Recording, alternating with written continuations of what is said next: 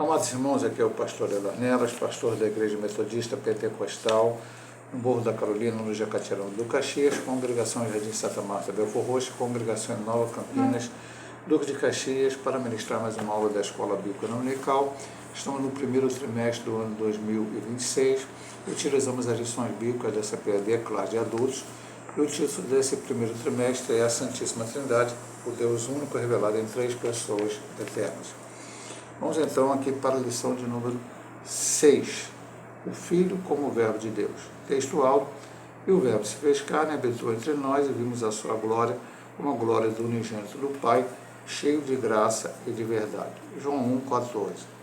Verdade prática: Jesus Cristo, o Verbo eterno, é a revelação plena e visível de Deus ao mundo, manifestando graça, verdade e a glória do Pai. Leitura bíblica em classe. João 1, do versículo 1 ao 5 e o versículo 14. No princípio era o Verbo, e o Verbo estava com Deus, e o Verbo era Deus. Ele estava no princípio com Deus. Todas as coisas foram feitas por ele, e sem ele nada do que foi feito se fez. Nele estava a vida, e a vida era a luz dos homens. E a luz resplandece nas trevas, e as trevas não a compreenderam. E o Verbo se fez carne, e habitou entre nós, e vimos a sua glória, como a glória do unigênito do Pai, cheio de graça e de verdade. A introdução nos diz: o prólogo do Evangelho de João apresenta o Verbo eterno como Deus, Criador e Revelador.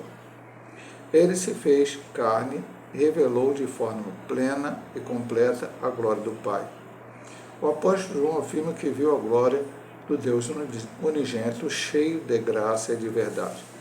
Nessa lição veremos que essa revelação marca o clímax da encarnação do Verbo, o Filho de Deus, onde o invisível se tornou visível, o eterno entrou no tempo e o insondável foi manifestado em Cristo Jesus. Então, mais uma vez repetindo, como temos repetido nos vídeos anteriores, o autor resolveu dividir as lições da seguinte forma: uma primeira lição que nós estudamos de forma geral o assunto, 3 lições sobre o Pai, 3 sobre o Filho, 3 sobre o Espírito Santo, uma relacionamento do Pai com o Espírito, outra do Filho com o Espírito e uma para terminar e fechar o trimestre. Sendo que nós já estudamos as 3 lições sobre o Pai e uma sobre o Filho. Mais uma vez também, como já dissemos em outros vídeos, o assunto vai voltar, porque o assunto é Trindade. Então, nós vamos estudar o Pai, o Filho e o Espírito Santo. Como falamos do Pai, muitas vezes vamos citar o Filho e o Espírito Santo. Agora que estamos falando do Filho, vamos citar o Pai e o Espírito Santo. Quando estudar o Espírito Santo, vamos citar o Pai e o Filho. E dessa forma, nós estudamos na lição passada o Deus Filho, como a primeira lição sobre o Pai foi o Deus Pai, estudando basicamente o que a Bíblia diz. Hoje vamos ver ele como Verbo. Ele chama aqui de clímax, da encarnação do Verbo, o Filho de Deus. Aí diz: o invisível se torna visível. Já vou adiantar algo que nós vamos ver durante a lição. Ninguém viu a Deus. Isso está escrito na palavra de Deus. Moisés, o máximo que conseguiu ver foi a glória de Deus pelas costas, entre aspas, vamos colocar assim. O Senhor colocou ele na fenda da rocha, passou, e ele não viu, porque a própria Bíblia diz: se alguém visse Deus cara a cara, morreria, porque o único que pôde ver Deus cara a cara antes do pecado foi Adão e Eva, e depois o Senhor apareceu para ele, ele foi expulso do paraíso. Ou os únicos, viram a Deus, falavam com ele diretamente. Agora o homem não, um pecador não pode ver. Veremos um dia, sim, porque a Bíblia diz em 1 João 3,2, que agora não sabemos o que havemos de ser, mas quando ele se manifestar, seremos semelhantes a ele, porque assim como ele é, o veremos. O Eterno entrou no tempo. Eu falei domingo passado na lição presencial. Princípio é para que nós possamos entender. Ele faz uma ligação com a gente. No princípio criou Deus o céu e a terra. Aí foi o princípio de tudo, aqui na terra. Mas Deus é eterno, não tem princípio. Então agora, quando o Verbo se encarna, o Eterno entrou no tempo. Jesus, se a gente fosse contar uma conta grosseira, no início lá, acho que foi nesse trimestre mesmo, não, foi nesse trimestre, não falou não. Inclusive quando eu fiz a pregação agora do Natal, na sede, nas congregações, falei, alguns entendem que nós estamos no ano 2025, mas Cristo nasceu 5 anos antes. Quando Gregório fez as contas lá para fazer o antes e depois de Cristo, houve um erro. Então, digamos então que Cristo nasceu há 2030 anos, ou 2031 anos, porque estamos em 2026. Ele tem 2036 anos? Não. Então, o princípio que fala de João, no princípio era o verbo, é a eternidade.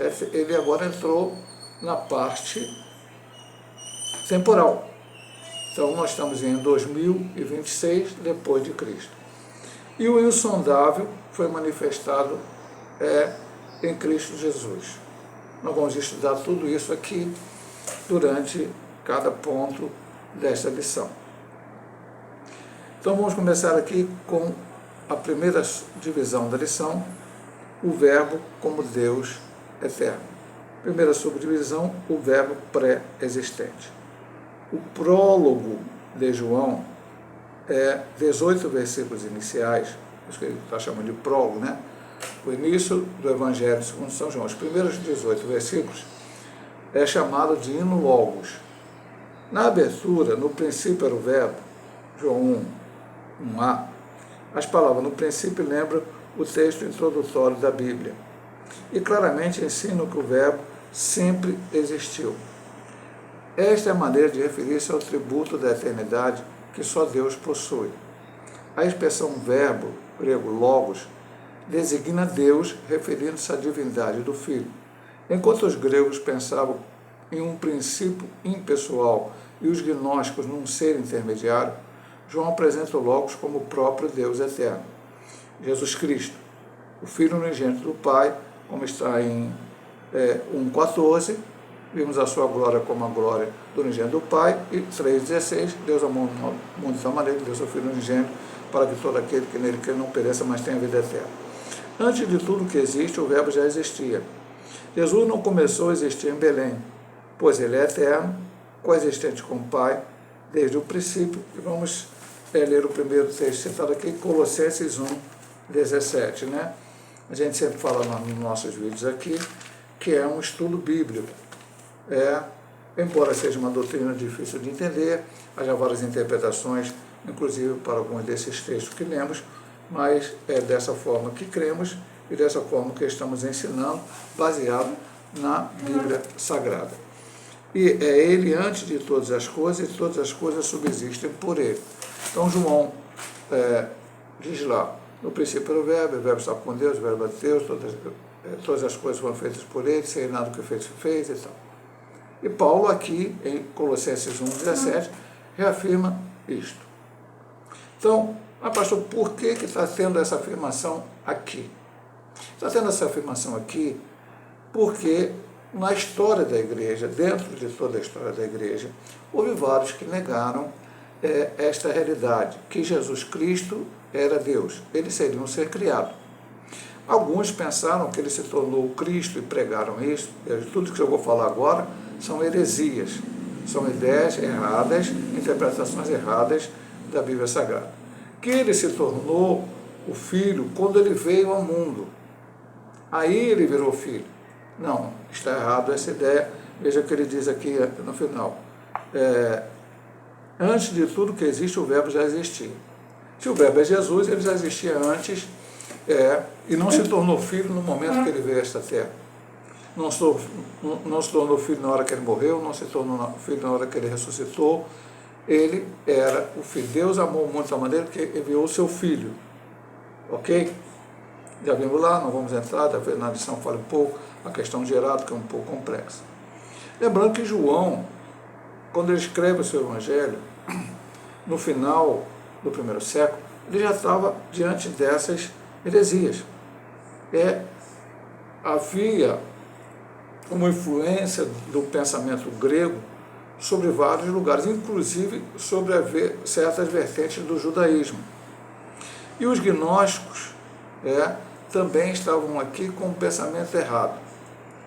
E aí ele vem para defender dessas heresias, escreve o Evangelho. E se nós, e eu acredito que você que vai assistir esse vídeo crê também, que este livro aqui foi inspirado por Deus, cremos na inspiração plenária da Bíblia. Não vamos começar aqui com o Evangelho de São João, tem partes que não deveria estar, ou tem partes disso, como muitos têm pregado, ensinado teólogos liberais nos dias de hoje. Então, quando João escreveu, ele escreveu inspirado pelo Espírito Santo. Alguns falam que ele foi influenciado pela ideia grega do Logos, que existia essa ideia em vários pensamentos. Antes mesmo de Cristo havia certos escritores que falavam do Logos. A ideia grega era uma ideia. João nos trouxe uma coisa diferente. Ele diz claramente aqui, ó, os gregos pensavam em um princípio pessoal, os gnósticos no intermediário, e João apresentou o Logos como o próprio Deus eterno. É difícil de entender, desde a primeira lição estamos aqui a explicar primeira pessoa da Trindade, segunda pessoa da Trindade, terceira pessoa da Trindade. É triteísmo, pastor? Cremos em três deuses? Não. São três manifestações diferentes, como Sabélio pregou? Não. Daqui a pouco a gente comenta isso mais lá na frente, já comentamos em lições anteriores. Mas vamos lá. Ele é Deus.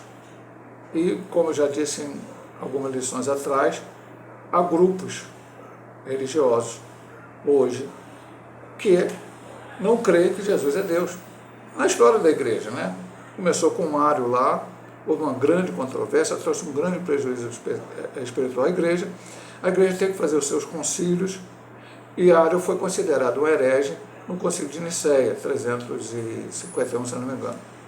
Depois houve um outro concílio para reafirmar a doutrina da Trindade, em Constantinopla, 381. Teve também da Calcedônia, enfim, vários concílios foram realizados, onde heresias começaram a entrar na igreja. Depois essas heresias foram requentadas, cada um achando uma coisa.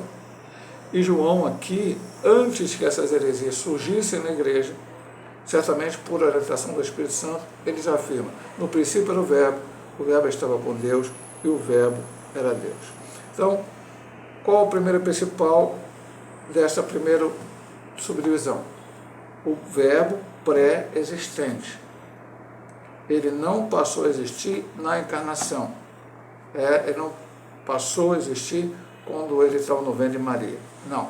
Ele era, desde a eternidade, o Filho eterno de Deus, como nós vamos ver por toda a lição. Depois a gente vai dar os argumentos, inclusive, para isto. O Verbo como pessoa distinta. No texto bíblico, João afirma que o Verbo estava com Deus. Quando ele diz, no princípio era o Verbo estava com Deus, e o Verbo era Deus, ele quebra todas as heresias. E aqui, principalmente, a heresia de que os modalistas hoje creem que a Trindade existe, mas tem hora que Deus se manifesta através com o Pai, tem hora que ele manifesta com o Filho, e tem hora que ele manifesta com o Espírito Santo. João diz, no princípio era o Verbo e o Verbo estava com Deus. Eu não posso estar comigo mesmo. Eu, Hélio, posso estar com a minha esposa Sandra, ou com as minhas filhas, ou com meus netos, ou com irmãos da igreja, ou com ou com qualquer pessoa que seja, mas eu não posso estar comigo mesmo. Seria uma afirmação errada de João.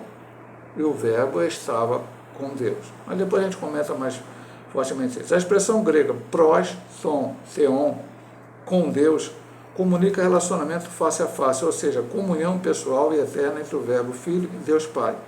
Indica uma distinção de pessoas dentro da unidade da Trindade. Ele vai citar primeiro João 5, 7. Eu não vou citar esse texto aqui, eu não vou entrar na polêmica, porque Deuteronômio 6,4, há um só Deus. Isso aí já foi citado em todas as lições anteriores. Nós somos monoteístas e cremos que existe um só Deus. Mas 1 João 5,7 fala, tem 3 que ficam no céu. Aí fala o Pai, eu vou até ler aqui para você, depois eu vou comentar por que eu não vou usar o versículo para não causar até uma polêmica. Vamos lá. Diz, porque 3 são 3 ficam no céu, o Pai, a Palavra e o Espírito Santo, e estes 3 são um. Bom, esse texto aqui, meu amado irmão, a gente fechava a lição da escola dominical e dizia, olha que João disse, é inspirado por Deus, não tem, seria no céu, o Pai, a Palavra e o Espírito, e os 3 são um. Então tem 3, e os 3 são um. Mas esses textos em várias da nossa tradução da Bíblia, ele vem sob colchete, porque não se encontram nos manuscritos mais antigos, não temos originais, os manuscritos mais antigos. Então, alguns pensam que poderia ser um acréscimo. Então, não vou entrar neste texto, porque, como dizem hoje, principalmente os youtubers, né, esse texto seria um checkmate contra quem fala contra a Trindade. Mas eles vão dizer que esse texto tem essa dificuldade, então eu quero não olhar esse texto agora, olhar outros textos e entender bem isso. O Pai, o Filho e o Espírito Santo não são formas sucessivas de aparecimento de uma pessoa, mas são pessoas coexistentes desde o princípio. Nós já estudamos isso, e nós estamos falando aqui exatamente porque este texto vai contra a doutrina de Sabélio, e hoje alguns da atualidade, eu vou falar aqui o nome, né? Enfim,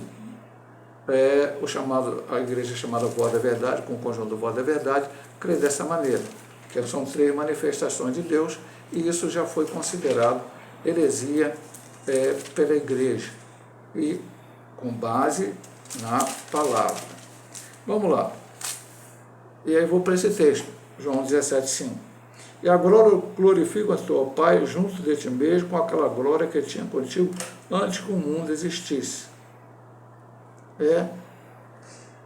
Não só esse texto, mas tem muitos outros aqui em João 17.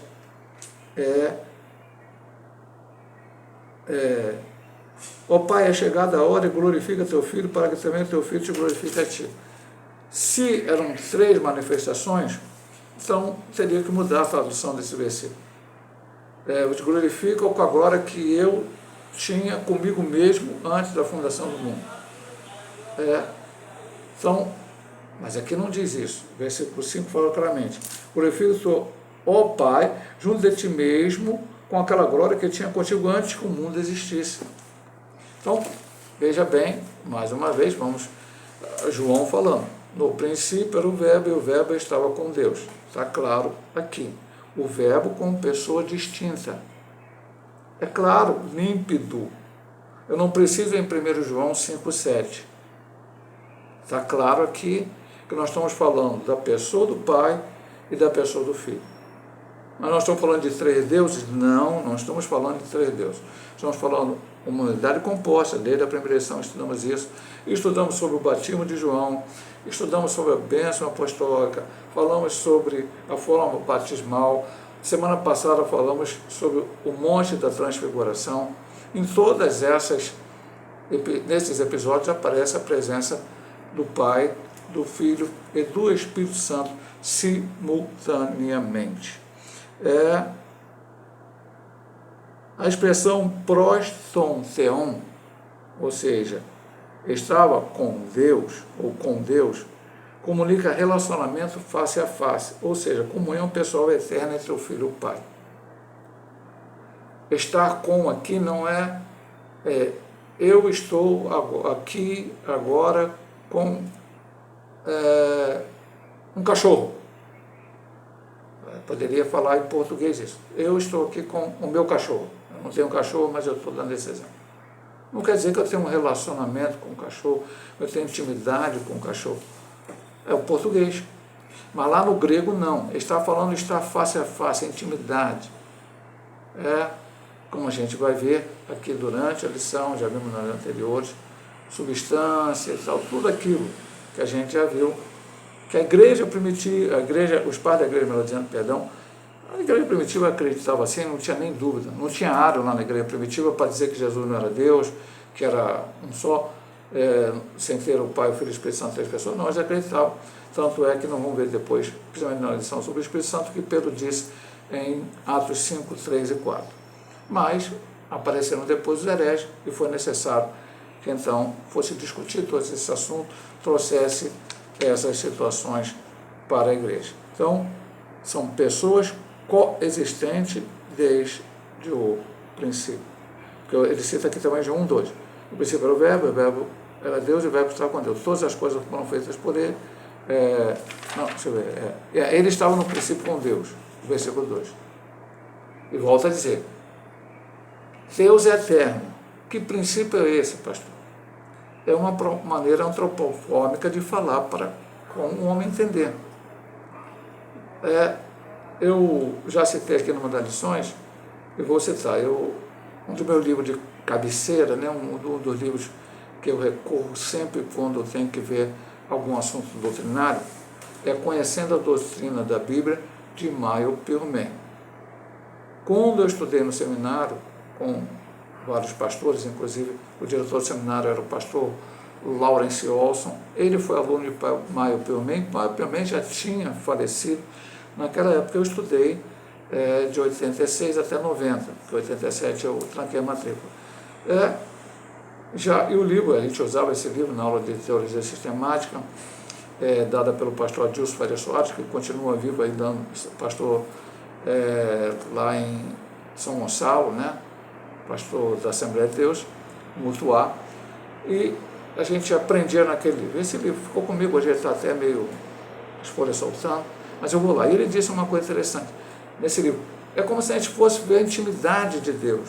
Como nós, seres humanos, tão pequenos, poderemos querer a intimidade de Deus. Então, vamos estudar a Trindade, e isso aqui tem que ser escrito por fé. Pastor, é só isso que tem que ser escrito por fé? Não, meu amado irmão. Entender as 10 pragas do Egito que Deus mandou é só por fé. Entender que o Mar Vermelho se abriu por fé. Entender que o Jordão se abriu pelo menos 2 vezes é por fé. Entender que o Sol e a Lua pararam, né, vamos colocar assim como Josué pediu que o dia se prolongou, ou mais aquela pequena prorrogação no dia, quando houve o sinal no relógio de Acai do rei Ezequias. Isso é por fé que você acredita. Sem falar em morto ressuscitar, pessoas ser curadas de doenças incuráveis, o Jesus andar sobre o mar. Isso é por fé.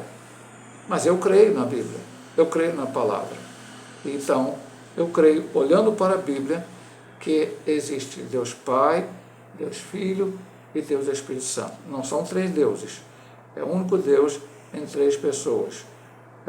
Não vamos confundir as pessoas, misturar tudo, é a mesma essência. Amém? Vamos lá. E como diz aqui, o terceiro ponto, o verbo é da mesma essência do Pai. Ainda no versículo de abertura, João revela, o verbo era Deus. Aqui a palavra grega para Deus, Theos, aparece sem um artigo definido, fato que tem gerado discussões exegéticas. Porém, na estrutura grega, a ausência do artigo não implica indefinição ou inferioridade. Essa construção enfatiza a qualidade ou a natureza do sujeito. A omissão do artigo não significa um Deus, como sustentam tradições heréticas, mas um indicativo da natureza do verbo. Esclarece que o verbo compartilha da mesma essência divina. João 10,30, não preciso dizer, já foi falado 500 vezes. Eu e o Pai somos um. João 14,9. Também acho que já foi lido aqui, mas vamos ler de novo. Não hoje, mas em lições passadas. E disse-lhe Jesus, estou tanto tempo convosco que não me tendes conhecido, Filipe. Quem me vê a mim, vê o Pai, como diz tu, mostra-nos o Pai. Desse modo, o verbo é como o Pai eterno. Versículo 2, já acabei de ler, vou ler de novo. Ele estava no princípio com Deus, Criador, todas as coisas foram feitas por ele. Portanto, a expressão verbo era Deus ensina que Jesus é da mesma substância do Pai, isto é, Deus em sua totalidade. E aí ele vai para Colossenses. Nós já lemos Colossenses, mas não esse versículo aqui, vamos ler mais uma vez, como a gente sempre fala, é um estudo bíblico, né? Então temos que ir para a Bíblia e ver. Primeiro ele cita Colossenses 1,15. Esse texto já foi lido outras vezes aqui no trimestre, vamos lá. O qual é mais do Deus invisível, primogênito de toda a criação. Interessante também esse texto, porque os hereges pregam errado sobre aqui. Porque nele habita corporalmente toda a plenitude da divindade. Então, vamos lá. Muitos anos atrás, eu sempre gostei de apologética, e eu comprava uma revista. Naquele tempo não tínhamos internet. Hoje temos internet, e eu acompanho, especialmente, eu gosto e acompanho, aí vai de gosto de cada um. O CACP, Centro Apologético Cristão de Pesquisa. Antigamente, que acho que existe ainda, se eu não me engano, mas que gerou o CACP, era o ICP, Instituto Cristão de Pesquisa. Pastor Ezequiel Soares, pastor Nathanael Rinaldi, enfim. E lá eu comprava uma revista, Defesa da Fé. Depois a CPD chegou até a lançar uma revista, também sobre apologética, mas hoje acho que não existe mais. E a própria revista Defesa da Fé, que era comprada nas lojas evangélicas, acho que também não existe mais hoje. Você pode comprar pelo site, tem um aplicativo do CACP, enfim. E lá vinha vários assuntos. Não era uma revista falando só sobre Trindade, outra falando, não. Ou sobre uma seita ou religião específica. Tinha assuntos de cada revista, vinha vários assuntos de vários pontos diferentes. E numa delas falava sobre a tradução de pegaram os melhores especialistas em grego, pastor, cristãos, protestantes, evangélicos, não. Pegaram pessoas especialistas em grego que não eram cristãos. Poderia ter algum que era cristão, mas alguns não eram. E todos eles chegaram à seguinte conclusão: traduzir no princípio era o verbo, e o verbo estava com Deus, e aí vem, como ele diz aqui, existe a ausência do artigo antes definido, antes de Theos. Então, no princípio era o verbo estava com Deus, e o verbo era Deus. Como não tem um artigo, eu acho que hoje até eles mudaram, mas as Testemunhas de Jeová, alguns anos atrás, eu tenho aqui uma tradução Novo Mundo, mais antiga, né, das Torres de Vigia, que estava, era um Deus.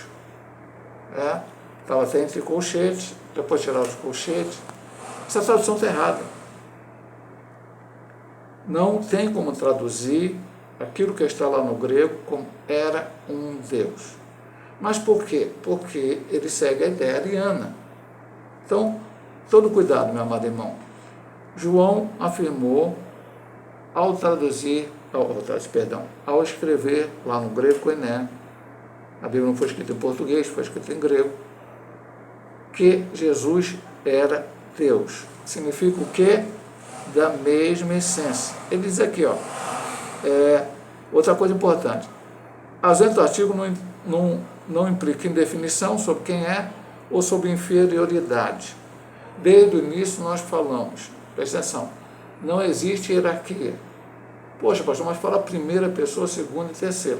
Quando a gente fala qualquer primeiro, segundo e terceiro, o time A ganhou o campeonato, o outro foi segundo, foi terceiro, então o A é melhor que o B, que o segundo, que o terceiro. Realmente, quando você fala aqui humanamente assim, na Olimpíada, um ganhou medalha de ouro, outro de prata, outro de bronze. Então, sim, humanamente é assim.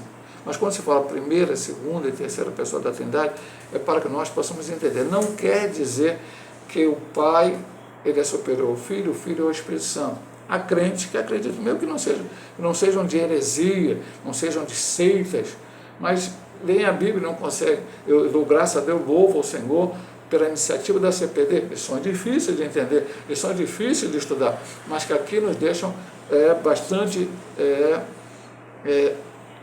entendendo o assunto. Para que possa ter. Então, alguns acham um é superior ao outro. Outra coisa, hierarquia. Outro, ele fala aqui também de Eu li a palavra aqui, né? Inferioridade. Um inferior, não. Mesma essência, mesma substância. Não existe isso. O verbo era como Pai eterno. Estava lá dele eterno, versículo 2. Não tem isso. Se Jesus, como Tito Malvá prega, foi criado há algum tempo, ele não é Deus. Não sendo Deus, ele não pode ser o Salvador da humanidade. Se ele não é o Salvador da humanidade, quem morreu na cruz foi Deus? Não, foi a segunda pessoa da Trindade, ele sendo Deus, mas no final, pastor, não complicou agora não, meu irmão, presta atenção. Ele veio como um homem e morreu como um homem, porque o Pai o abandonou para que ele pudesse morrer lá na cruz do Calvário. Entende isso aí, e é importante.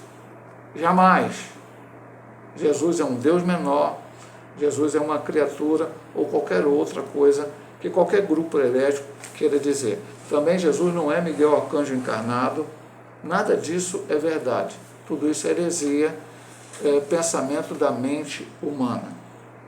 Agora vamos ver a segunda subdivisão. Eu acabei ficando muito tempo aqui no início, mas vamos ter que ver agora, por causa até do nosso horário aqui, né? O verbo como criador, o agente da criação. A Bíblia declara que no princípio criou Deus, Gênesis 1:1a. A expressão criou traduz a palavra hebraica bará, termo reservado à atividade criadora de Deus. Gênesis 1, 21, 27, 2, 4, 5, 1 e 2, 6, 7. Então, vamos ler aqui, né? Para entender. Né? Tem que entender porque existem algumas palavras hebraicas e quando o texto é utilizado com uma situação, é por causa daquilo. Então, 21. E Deus criou os grandes baleias. Então, reservado apenas à atividade criadora de Deus. Aqui, quando diz criou, é bará no hebraico. 2,4. Essas são as origens do céu e da terra quando foram criados. Bará no hebraico. E vamos lá. E aqui, né, porque ele citou, é importante para que você possa entender também. Vou até para o 6 aqui, 6, 7. E disse o Senhor, destruirei de sobre a face da terra o homem que criei, aí novamente fala o homem que criou, bará. Afirma que o universo foi criado por Deus e a partir do nada, do latim ex nihilo, Hebreus 11:3. A doutrina de Deus como Criador possui fundamentos tanto no Antigo Testamento, aí vem a citação do Salmo 33:6, Isaías 45:12, Neemias 9:6, quanto no Novo Testamento, em Atos 17:24, Romanos 1:20 e Apocalipse 4:11. Nesse sentido, João apresenta Jesus também como Criador. Todas as coisas foram feitas por ele, e sem ele nada que foi feito se fez. João 1:3. Este versículo enfatiza a divindade do Verbo, uma vez que a criação é obra exclusiva de Deus. Desse modo, o Filho é o agente ativo na criação do universo. Então, vamos começar pelo último versículo aqui. Hebreus 1:2.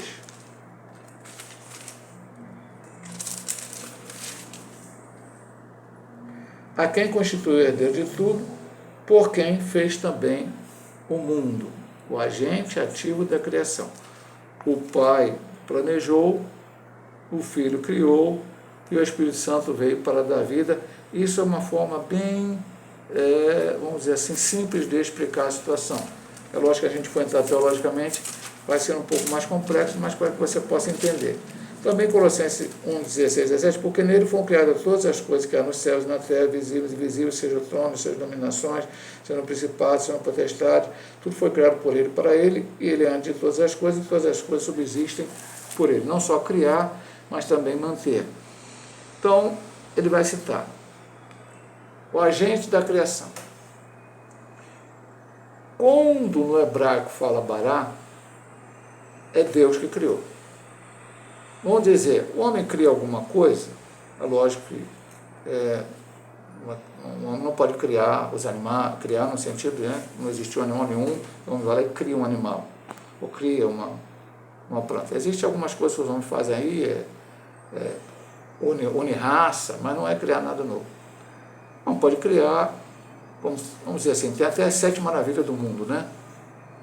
O Cristo Redentor, fizeram lá uma estátua, simbolizando o Cristo, e está lá entre as maravilhas, ou as pirâmides do Egito, o homem criou, ou a muralha da China, o homem criou. Se fosse colocar em hebraico, não seria bará, porque foi uma criação do homem. Quando é a criação de Deus, é bara, ok? E aí ele diz, citando Gênesis, e diz, o universo foi criado por Deus a partir do nada. E isso há confirmações, tanto no Antigo Testamento, aí nós vamos citar só um versículo, eu não citei na hora para poder fazer esse comentário, citar na hora de comentar, 45:12 diz, eu fiz a terra e criei nela o homem, eu fiz as minhas mãos estender os céus e todos os seus exércitos dei as minhas ordens, como está no Salmo 36, Neemias 9:6 e tal. Como também no Novo Testamento, então vamos a Atos 17:24, vamos ver que Deus, 17:24, a folha abriu exatamente, ficou aqui, vamos lá. O Deus que fez o mundo e tudo que nele há, sendo Senhor do céu e da terra, não habita em templo feito por mãos humanas, é o discurso de Paulo no Areópago. Bom, então só Deus pode criar. Vem João e diz que o Verbo, e o Verbo é Cristo, criou. Todas as coisas foram feitas. Vem Paulo e na carta aos Colossenses diz que é uma obra de Deus. Então veja bem, meu amado irmão, simples assim, como 2 e 2 são 4.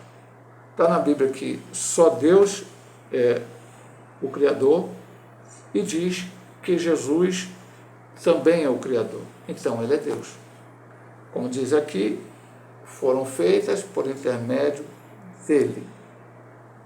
O Pai fez o planejamento e o Filho executou a obra. Ele é Deus. Agora vamos para a segunda situação, segunda subdivisão. O apóstolo a fonte da vida. O apóstolo enfatiza com clareza que nele estava a vida.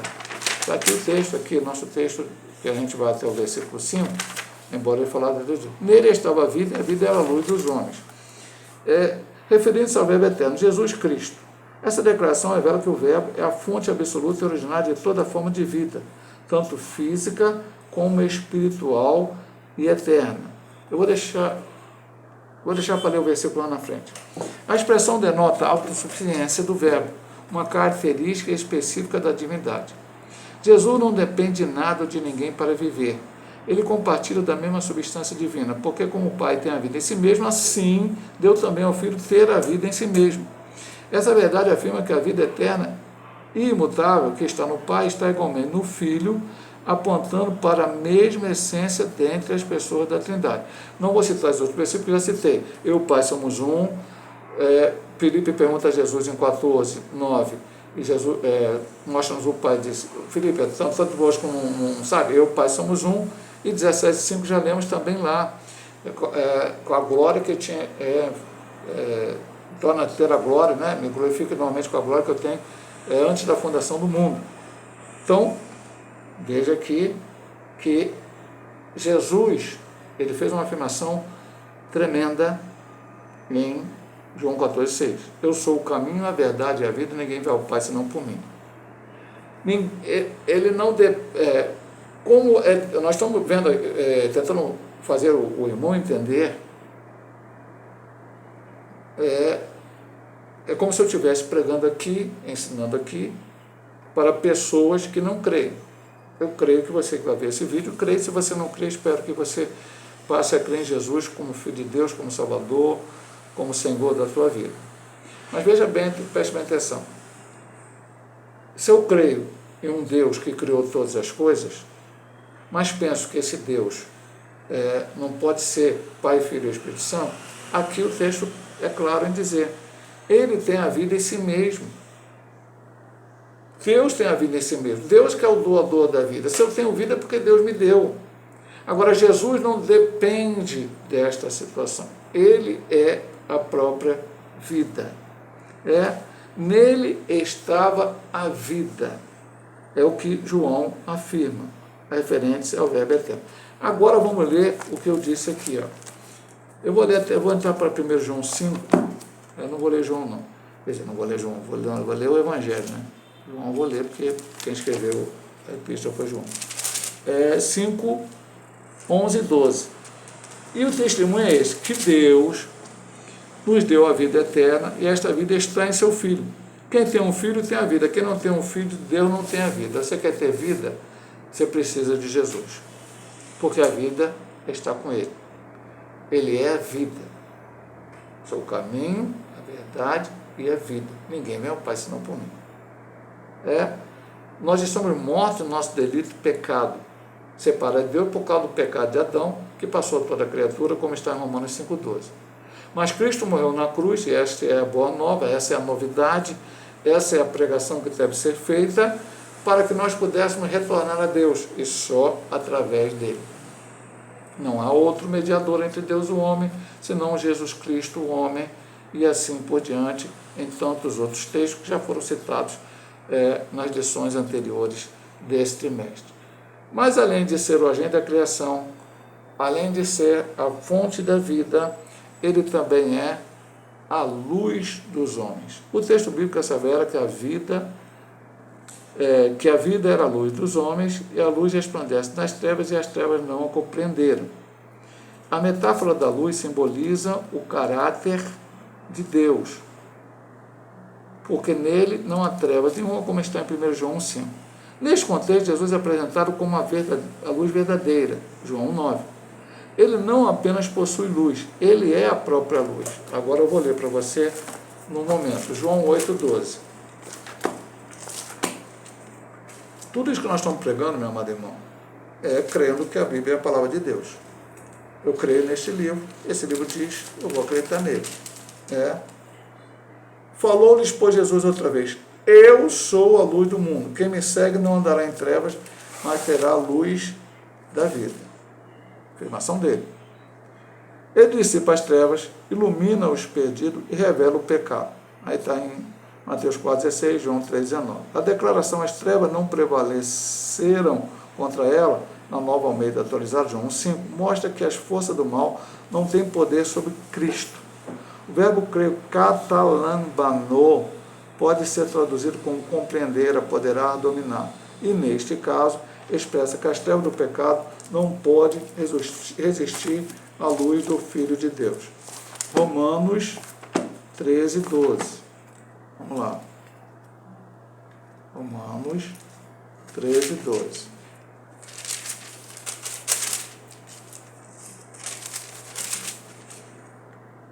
A noite é passada, o dia é chegado, rejeitemos, pois, as obras das trevas e vistamos-nos das almas da luz. Ele tem, além dele ser o Criador, além dele ser vida, ele é luz. E aqui é um contraste entre luz e trevas. A Bíblia diz que o mundo já no maligno, o mundo está em trevas. E ele não chega a citar, não, ele cita 3,19, agora até o 3,19, que é importante, que está lá em João, no ensinamento que o Senhor deu a Nicodemos. Mas vamos lá. Não é só o 19, e a condenação é esta, que a luz veio ao mundo e os homens amaram mais as trevas que a luz, porque as suas obras eram mais. Aí ele diz, porque todo aquele que faz o mal aborrece a luz, porque não vem para a luz, para que as suas obras não sejam reprovadas. Já falamos aqui várias vezes, semana passada foi tocado bem esse assunto, todos somos criaturas de Deus, mas nem todos são filhos de Deus. Filho de Deus é aquele que vem aceitar a Cristo como Salvador. E nós, antes de aceitarmos a Ele como Salvador, vivemos em trevas espirituais. Jesus é a luz que alumia. Alumia, dá luz para nós, para que a gente possa compreender, apoderar e dominar. E aí a treva do pecado não pode resistir a essa luz. Essa luz veio para alumiar e extinguir as trevas espirituais na nossa vida. Ele veio para fazer com que nós possamos enxergar ao Pai, enxergar a Deus, poder conhecer as coisas de Deus, porque em trevas você não consegue. Ontem nós estávamos lá na sede, a da ceia, e começou uma chuva muito forte, e começou a piscar a luz da igreja. Causou-se uma certa preocupação, porque já estava na hora de ministrar a ceia, e que se a luz faltasse, seria mais dificuldade. Graças a Deus não faltou, deu aquelas piscadas, mas voltou normal, podemos fazer tudo o que deveríamos fazer. Mas as trevas prejudicam você em qualquer lugar. Se eu tivesse agora aqui, faltasse luz na minha casa, espero que não falte, como é que eu poderia continuar gravando esse vídeo? Vocês não me veriam, porque estaria tudo escuro. Jesus veio para iluminar. Jesus veio para que as trevas fossem embora e agora a sua luz resplandecesse e os homens pudessem verdadeiramente conhecer a Ele como o único e eterno Salvador da sua vida. Ele é a luz dos homens. A luz resplandece nas trevas e as trevas não a compreenderam. Vamos lá, meu amado irmão. Vou pedir licença para tomar um copinho d'água. Está calor aqui no Rio de Janeiro. Ponto 3. O Verbo como revelação do Pai. Primeira subdivisão, a encarnação do Verbo. João também apresenta o Verbo como o supremo meio de autorrevelação do Pai. O Verbo se fez carne, habitou entre nós e vimos a sua glória, a parte A do versículo 14 de João 1. Essa afirmação marca um ponto culminante da revelação divina. O Verbo se tornou homem sem deixar de ser Deus.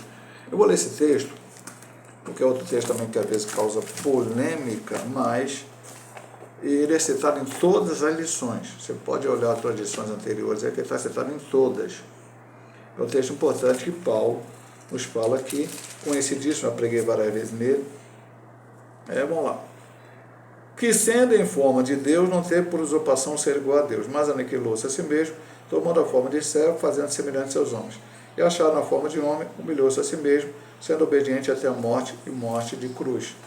Prestou atenção? Sendo em forma de Deus, não teve por usurpação ser igual a Deus. Mas além disso, o mesmo sentimento que teve em Cristo Jesus. Isso aqui já mostra ao que a teologia chama de união hipotástica, né? Ele era 100% homem e 100% Deus quando estava aqui nesta terra, para poder morrer naquela cruz, e por isso que ele fez. Ele não teve por usurpação de ser Deus, tomou forma de homem, se humilhou até a morte e morte de cruz. Ele chegou a dizer lá onde você podia mandar descer 12 legiões de anjos e ia livrar ele. Ele não tinha esse poder? Tinha, mas ele não desceu, não mandou descer aqueles anjos, mas se entregou para morrer, como ele diz em João capítulo 10. Ninguém tira a minha vida, eu a dou para tornar a tomá-la. Mas não vamos ficar aqui no comentário nesse ponto, senão a gente não vai ler o resto, né? O termo grego eskenosen, habitou, significa literalmente armou sua tenda. Essa linguagem faz alusão ao tabernáculo em 5:8-9. Irmãos conhecem bem a história do tabernáculo lá que Moisés construiu no deserto, onde a presença de Deus habitava no meio do povo de Israel. O corpo de Cristo é assim comparado a esse tabernáculo. Nele a glória de Deus se manifestou visível entre os homens. Ele revela a união hipotástica, que eu acabei comentando, né, das duas naturezas, do Filho divino e humano. Ele é o Emanuel, Deus conosco, a plena revelação do Pai. Então veja bem, meu amado irmão, o que João vem nos dizer aqui. Primeiro ponto, a encarnação do Verbo. Deus vindo essa terra. Eu não sei se eu cheguei a comentar em alguma lição anterior, mas alguns anos atrás nós fizemos na Páscoa uma cantata de Natal, o grupo lá dos irmãos da igreja, da sede, e era aquela cantata tem um título, Um de Nós. Precisava bem isto aqui.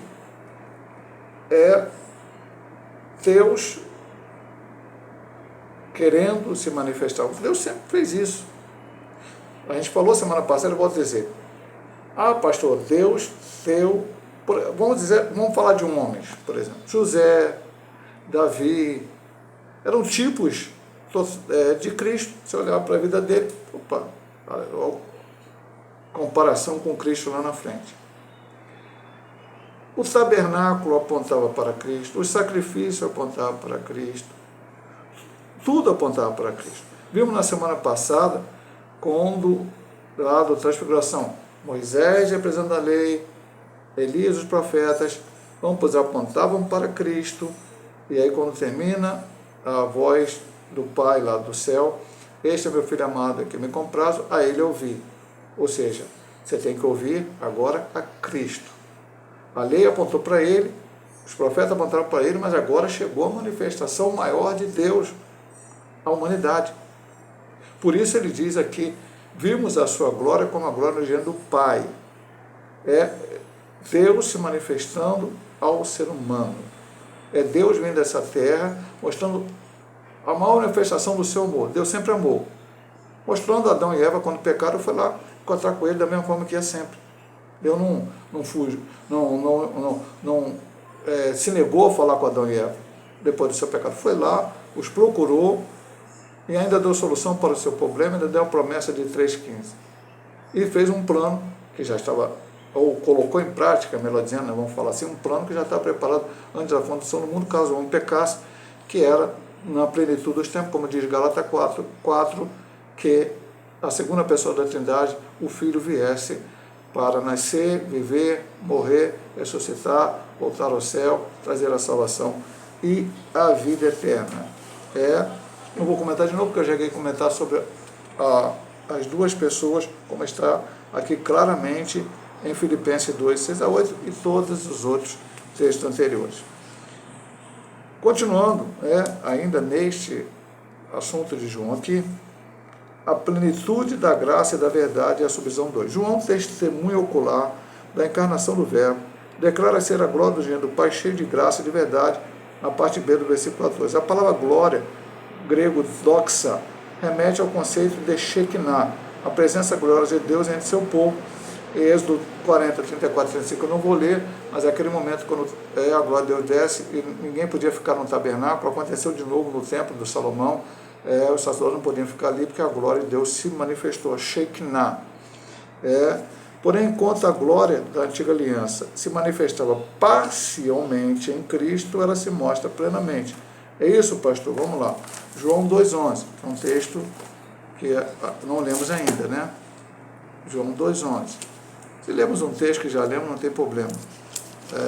A repetição é a chave do aprendizado, a primeira lei do aprendizado, como diz o pastor Paulo. Jesus Cristo pensou assim os seus sinais em Caná da Galileia e manifestou a sua glória de seus discípulos crendo nele. E a sua glória foi manifestada através de transformar água em vinho. Uma frase cheia de graça e de verdade revela o conteúdo dessa glória, diferente da lei dada por Moisés. João 1,17a. João 1,17a. Cristo encarnou a própria graça salvadora e a verdade eterna. Ele não apenas ensina a verdade, ele é a verdade. E não apenas oferece graça, ele é a plenitude da graça de Deus, uma provisão contínua que se manifesta salvadora a todos os homens. Eu poderia até falar esse versículo de cor, mas eu vou ler.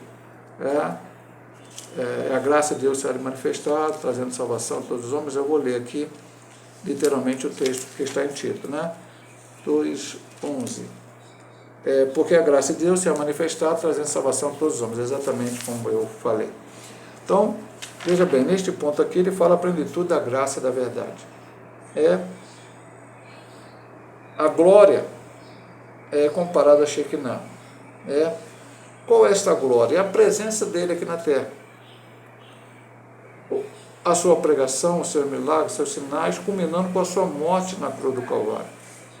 Porque a morte de Jesus não foi uma derrota.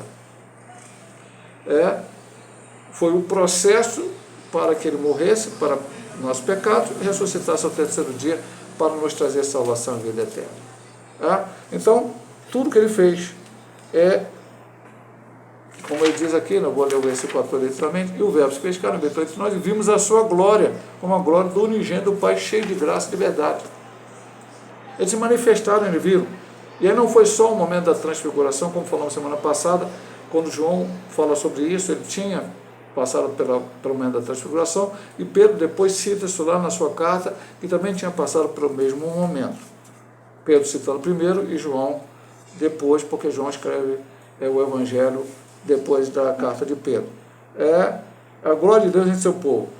Agora, a glória da antiga aliança, ela se manifestava parcialmente. Tudo que no Antigo Testamento era parcial. Tudo estava apontando para Cristo. Mas agora veio o perfeito. Agora veio o suficiente. Não preciso de mais nada. Pastor, eu preciso de outra graça? Não. Lembrando que graça é favor e merecido. Vou repetir para você aqui algo que eu falo sempre na igreja.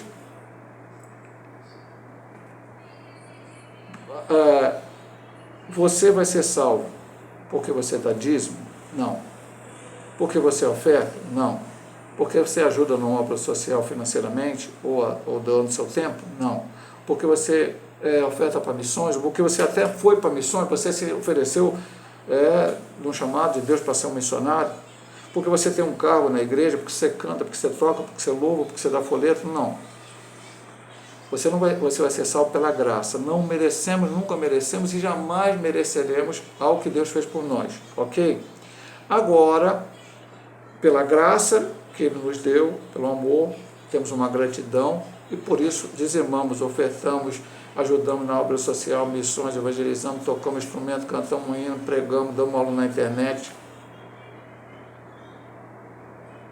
Ô pastor, você está fazendo um sacrifício aí, gastando seu tempo, preparando uma aula, indo para a internet aqui para fazer um vídeo? Não, meu amado irmão. De jeito algum. O que ele fez por mim é muito superior de qualquer coisa que eu faça. Eu acho pouco. Muito pouco. Ele merecia. E não é mérito para eu ser salvo. Volto a dizer para você. Ele merecia que eu fizesse muito mais por ele. Então, nada do que fazemos vai nos dar salvação. É a graça. Cheio de graça e de verdade. Ele diz aqui, não existe mais de uma verdade. A única verdade é Cristo Jesus. Vamos para a última subdivisão, o revelador do Deus invisível. Então a gente volta até lá a introdução da lição, porque falava isso, eu cheguei a citar isso. No último versículo do seu prólogo, João afirma, Deus nunca foi visto por alguém, o Filho unigênito que está no seio do Pai, este o fez conhecer. Aqui o apóstolo enfatiza que Deus é invisível e inacessível. Aí vamos citar aqui, vamos lá. Êxodo 33, 20.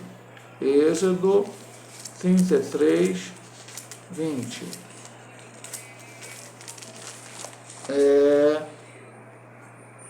E disse mais, não poderás ver a minha face, porquanto homem nenhum verá a minha face e viverá. Já citamos a questão do Moisés lá, já foi citado isso aqui, né?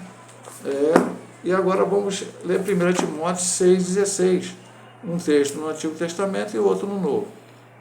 Vamos lá, 1 Timóteo, segundas. Aquele que tem ele só a imortalidade, habita na luz inacessível, a quem nenhum dos homens viu, nem pode ver, a qual seja honra e poder sempre eterno. Amém.